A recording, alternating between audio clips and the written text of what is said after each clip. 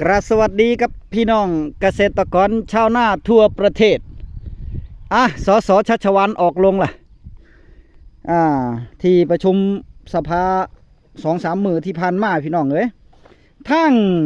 ท่านสสชัชวาลแพทยชัยได้ตั้งกระทู้ถามสดเลยว่าเบิ่งงบประมาณในการช่วยเหลือเรื่องสินค้าราคาการเกษตรตกต่ำนี่มันคือน้อยนะรัฐบาลตั้งมาหน่อยโพดมันบ่เพียงพอเพิ่นว่าคือตั้งมาหน่อยแท้นะคือแบบมั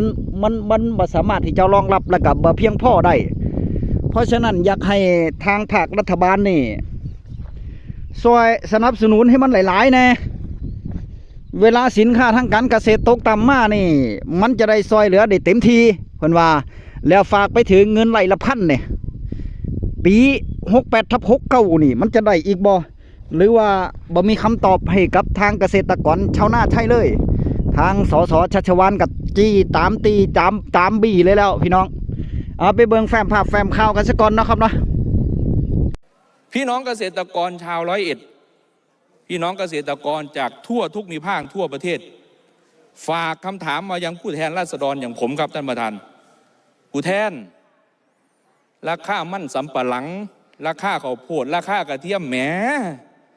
ราคาปาล์มราคายางราคามันราคางัวมันคือถือคักถือแนวแท้ปันใดมันสิขึ้นผู้แทนราคาข้าวปีนี้มันสิเป็นจังไดเฮ็ดหน้าเป็นตาได้ค่าปุ๋ยบ่เงินค่าเกี่ยวข้าวไร่ละ 1,000 บาทเป็นตาได้คือต่อคือปีที่ผ่านมาบ่นี่คือตัวอย่างเสียงสะท้อนของพี่น้องเกษตรกรไทยพี่น้องเกษตรกรหลายท่านตอนนี้เป็นกังวลอย่างมากครับสถานการณ์ราคาพืชผลทางการเกษตรที่คาดว่าจะตกต่ำต่อเนื่องเพราะสถานการณ์เศรษฐกิจสังคมการเมืองโลกที่ถาโถมเข้ามาผลกระทบไม่ได้เกิดแค่พืชหรือสัตว์ชนิดใดชนิดหนึ่งครับแต่คาดว่าจะลามไปยังสินค้าเกษตรแทบทุกตัวและส่งผลกระทบต่อรายได้ความเป็นอยู่ของพี่น้องเกษตรกรโดยตรงพอผมไปดูงบประมาณของกระทรวงเกษตรและสหกรณ์ผมพบว่ามีการจัดสรรงบประมาณไว้สำรองเพื่อรองรับสถานการณ์ราคาพืชผลตกต่ำแค่ 3-4 พันล้านซึ่งถือว่าน้อยมากเมื่อเปรียบเทียบกับขนาดของปัญหาและจำนวนเกษตรกรที่ได้รับผลกระทบจากทั่วประเทศคำถามสำคัญจึงอยู่ที่ว่ารัฐบาลมีมาตรการรับมืออย่างไรกับปัญหาราคาผลผลิตทางการเกษตรตกต่ำเกือบทุกชนิดทั้งพืชและสัตว์และยิ่งมีงบประมาณในการแก้ไขปัญหาอยู่เพียงน้อยนิดเช่นนี้จะแก้ไขปัญหาได้จริงหรือนั่นก็คือแฟ้มภาพแฟ้มข่าวจากทางรัฐสภาพี่น้องที่ทั้งท่านสสชัชวาลแพทยาไทยเพิ่นได้ติดตามเงินไหลละพันแล้วก็รวมไปถึงตั้งกระทู้ถามสดไปถึงภาครัฐบาลในส่วนของงบประมาณช่วยเหลือหรือว่างบประมาณในการรองรับเรื่องสินค้าทางการเกษตรเวลาตกต่ำมาจะแก้ไขแนวใดงบประมาณมีส่ำใดพอไปเบิ่งแล้วตัวเลขมันน้อยแต่ละเนาะตัวเลขมันน้อยแล้วยังบ่พอเพิ่นก็จี้ตามติดในเรื่องของงัวกล้วยราคามันคือตกต่ำแท้เพิ่นว่าบ่ว่าแต่ทางจังหวัด101ที่เพิ่นเป็นสสอยู่คนในพื้นที่เนาะครับเนาะมันทั่วประเทศเลยนั่นน่ะมันทั่วประเทศเลยว่าสินค้าทางการเกษตรมันราคามันตกต่ำโหดแล้วก็ยังบ่พอถ้าเป็นแบบนี้ถ้าปล่อยเป็นแบบนี้ลักษณะแบบนี้นี่แย่เพราะยายการบอกว่าแย่เลยแล้วเพราะว่าถ้าปล่อยปะละเลยแบบนี้บ่มีแนวทางแก้ไขอย่างเลยมันบ่ดีขึ้นจักอย่างบ่ว่าจะเป็นราคางัวราคาข้วยณปัจจุบันนี่โตละหมื่นปลาย2 โต 3 โตนี่ 20,000 เนาะราคางัวราคาข้วยโตละ 3,500 ก็มีข้วยน้อยตะกี้มันสิหาพ่อเนาะครับเนาะแต่ว่าถ้าไผสิเลี้ยงตอนนี้นี่หาซื้อไว้เนี่ยโอเคอยู่หาซื้อไว้พ่อที่จะได้อันนี้อยู่พี่น้องพ่อที่จะได้เอาขี้งัวขี้ข้วยใส่หน้าใส่หยังอยู่เนาะครับเนาะ แบบนางห้วยพยาการเนี่ยก็ใส่ขี้ไก่อัดเม็ดแต่ว่ามันมีปัญหาตอนนี้พยาการกำลังจะหาวิธีแก้อยู่ว่าจะเฮ็ดจังใดนี่เขามันบ่เกิดเขามันเกิดบ่ดีเขามันเกิดบ่ดีมันหวานเลี้ยวเนี่ยเพิ่นเอิ้นว่าหวานเลี้ยวโพดก็บ่ดีหวานซ่าหลายก็บ่ดีแต่ว่าปีกายมันยังมันเกิดบ่ดีแต่ว่าก็มาหวานซ้ำได้นั่นนะมันหวานซ้ำได้แต่ว่าปีนี้เข้ามันรอเวลาโดนหลายก็ว่ามันจะเกิดอยู่นั่นแหละไผก็ว่าเดี๋ยวมันก็เกิดเนี่ยนะพอใส่เวลาโดนโพดนี่เข้ามันใหญ่แล้วบัดนี้เฮาจะมาหวานซ้ำน้ำก็มาอีกบัดนี้มันแก้ไขบ่ทันเด้ละเนาะถ้าเฮาตกกาจังซี่นี่โอเคเฮามาไล่ดำซ้ำไปเรื่อยๆนี่แต่ว่ามันก็จะเอากาไหนล่ะฮะพยาการบ่ทันได้หวานกาตกกาไว้มันก็หลายเติบเด้อนี่หลายเติบเลยแล้วกำลังจะหาวิธีแก้พี่น้องกำลังจะหาวิธีแก้แต่ว่าราคาเข้าก็ ตอนนี้ราคาเขาหน้าปังก็4 บาทปลายถึง5 บาทเนาะพี่น้องเนาะราคาเขาหน้าปังผู้ที่เฮ็ดหน้าปังปีนี้เลยลุบมีแต่เจ๋งกับเจ๋งหลอดพื้นเบิดแล้วก็ผู้ที่ปลูกมันสำปะหลังโดยเฉพาะมันไหหน้าเด้อโอ้ยลาบกันเป็นละนาวเลยลาบเลยแล้วบ่ลาบธรรมดาเด้ ปีหน้านี่จะบ่เห็นหัวมันอีกเลยจะบ่เฮ็ดอีกเลยนี่เห็นบ่ปัญหาของเกษตรกรชาวนาถ้าเป็นแบบนี้นี่ สินค้าทางการเกษตรบ่ว่าอีหยังมันตกต่ำเบิดตอนนี้ปาล์มเด้อพี่น้องเด้อกำลังมีปัญหาแม้กระทั่งกะหล่ำปีบ่เคยได้รับผลกระทบปีนี้ได้รับผลกระทบอย่างหนักเลยกะหล่ำปีเด้อพี่น้องกำลังเป็นข่าวอยู่ผลหมากลากไม้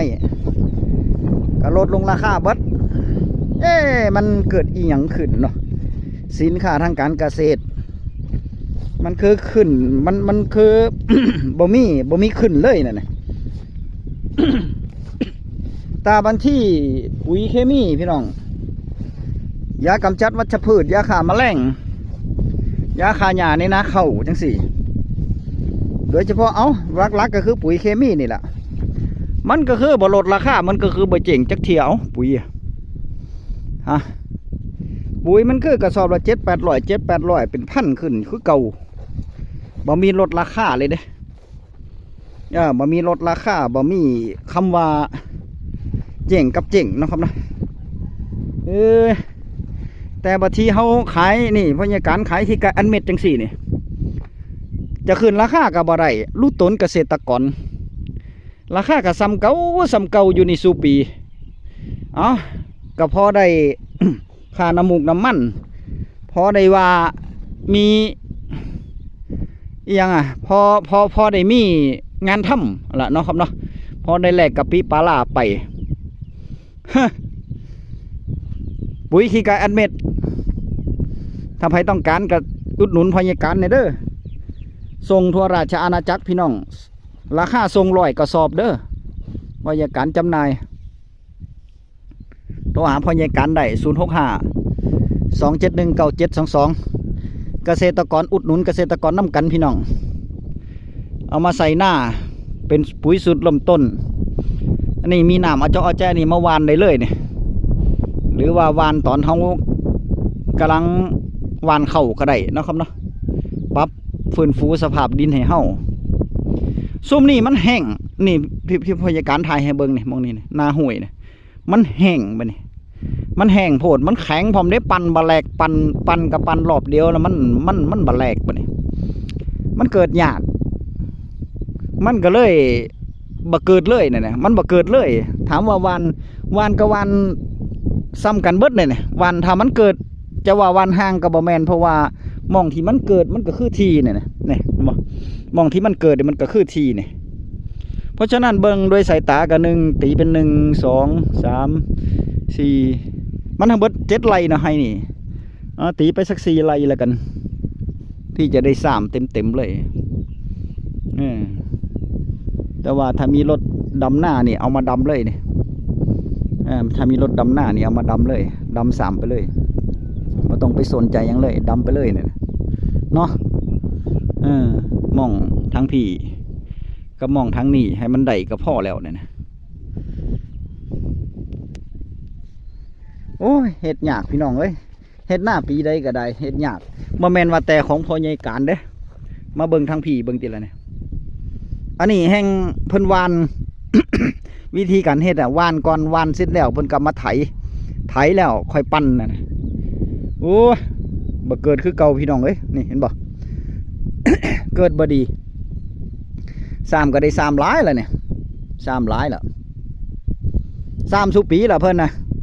แต่ว่าทางพูนเพิ่น3มาแล้วได้ทางพูนหัวมุมมันเริ่ม3แล้วหัวมุม3หลายเลยพี่น้องเอ้ยถ้าเฮามีกล้าก็ดีเนาะมันบ่มีกล้านี่แล้วมันมีกล้าก็ย้อนเอาหั่นแล้วรอเข้าแตกกอซะก่อนน่ะเพราะว่าถ้าเฮาถอนตอนนี้บ่พอดอกเพราะมีต้นเดียวนี่ให้เข้ามันแตกกอแตกหยังซะก่อนหอดเวลา3ก็ค่อยมา3เอาเนี่ยมันก็จะหนาตาไปจักหน่อยต้นหนึ่งเฮาก็แบ่งเป็นกีบได้เนี่ยนะแต่ว่าถ้าเฮาถอนตอนนี้นี่มา3ตอนนี้มันเร็วโพดมันกามันก็ยังอ่อนอยู่ต้นเข้าก็ยังบ่ทันได้แตกกออยู่เนาะ มันก็จะได้ต้นเดียวหั่นล่ะนี่ล่ะพี่น้องเอ้ย